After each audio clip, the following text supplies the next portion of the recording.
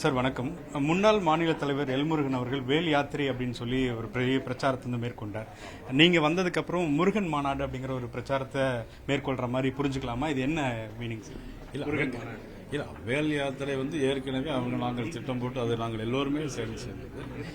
இது நடைபெறும் போது யதார்த்தமான ஒரு சூழ்நிலையில் இது முருக பக்தர் மாநாடு நடைபெறும். இது அரசியலுக்கு கை கொடுக்குன்னு பாக்குறீங்களா? இது எப்படி திட்டமிட்டு இருக்கிறீங்க? ஏன்னா இப்போ குறிப்பா உத்தரப்பிரதேசனுடைய முதலமைச்சர் வராரு, அதே போல உங்களுடைய கூட்டணி கட்சி தலைவராக பவன் கல்யாணம் அவங்க வராங்க. சோ எப்படி பாக்குறீங்க? இது கிட்டத்தட்ட ஒரு அரசியல் ரீதியான முருகனை பயன்படுத்தி உள்ளவர்கள் யார் வந்தாலும் நாங்கள் எல்லோரையும் அழைப்பு கொடுத்திருக்கிறோம்.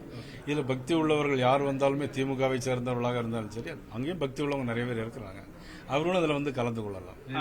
தொடர்ச்சியா ஒரு பெரிய குற்றச்சாட்டை சமூக வலைதளத்துல பார்த்துட்டே இருக்கிறாங்க. பாஜக ஆட்சியா அல்லது அதிமுகவுடன் கூட்டணி ஆட்சியா, இல்ல எடப்பாடி அவர்களுடைய முதலமைச்சர் தலைமையில பாஜக கூட்டணியில் இருக்குமா? இப்படி ஒரு பெரிய கேள்வி இருந்துகிட்டே இருக்கு.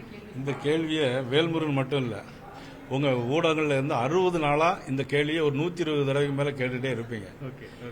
ஆனா நான் இன்னைக்கு உங்கள்கிட்ட கேட்கறது, இதே கேள்வியை நீங்க தமிழக முதலமைச்சர் மதிப்புக்குரிய ஸ்டாலின் அவர்கள்ட்ட போய் நீங்க கேட்க வேண்டியது, உங்களுடைய கூட்டணி தொடருமா?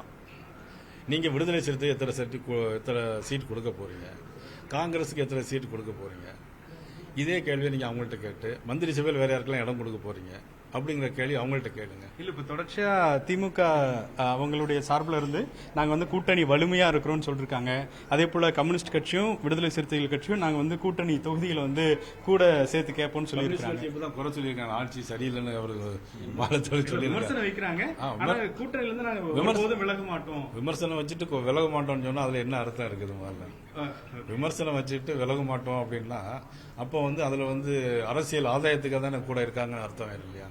இப்ப நீங்க திமுக கூட்டணியில இருந்து ஒரு கட்சி வரும் அப்படின்ற மாதிரி சொல்லியிருந்தீங்க. அது எந்த கட்சியா இருக்கும்? குறிப்பா இப்ப விமர்சனம் வைக்கக்கூடிய கட்சிகளை தான் நீங்க டார்கெட் பண்ணிருக்கீங்களா? பொறுத்திருந்து 10 மாசம் டைம் இருக்கு.